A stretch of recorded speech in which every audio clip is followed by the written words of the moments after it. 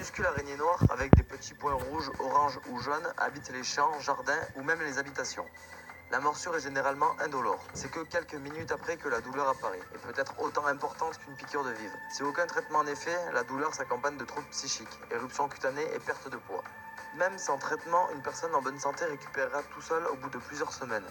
Par contre, une morsure s'ajoutant à des complications cardiaques, des défaillances respiratoires ou à une surinfection peuvent être mortelles. Il est donc fortement conseillé d'aller voir un médecin suite à ce genre de morsure. Appelé aussi scorpion languedocien, le scorpion jaune est une espèce protégée présente dans le sud de la France.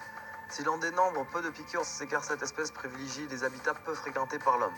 Nocturne, il passe ses journées sous des pierres, dans les garrigues et les terrains en friche.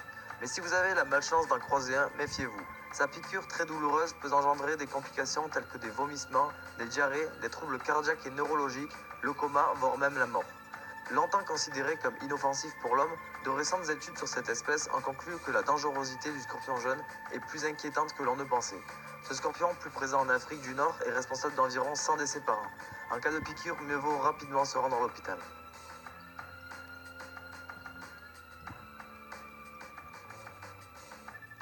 La vipère aspic est une espèce de serpent venimeux d'environ 80 cm, reconnaissable grâce à ses pupilles verticales. Présente pratiquement dans toute la France, elle habite les milieux broussailleux, rocailleux et peuvent parfois être visibles dans des étangs et des cours d'eau. Cette espèce n'est pas agressive et prendra la fuite dès qu'elle vous aura senti. Mais menacée et se sentant en danger, elle pourrait très bien tenter de vous mordre. 50% sont des morsures d'intimidation, des morsures blanches sans injection de venin. Mais en cas d'envenimation, la morsure peut provoquer un œdème aigu des poumons, une baisse de rythme cardiaque, un œdème cérébral et peut être fatale. En cas de morsure, prévenez les secours en respectant les choses à faire et surtout à ne pas faire. Allongez-vous et essayez de rester calme. En France, le nombre total de morsures est estimé à 1 millier. Une centaine de cas sont graves, causant 5 décès par an. Si vous vous trouvez nez à nez avec une vipère, il est fortement déconseillé certaines pratiques. Car sachez que cette espèce en voie de disparition est protégée par les conventions internationales. Il est donc totalement interdit de la capturer, de la tuer, de la déplacer ou de détruire sa ponce.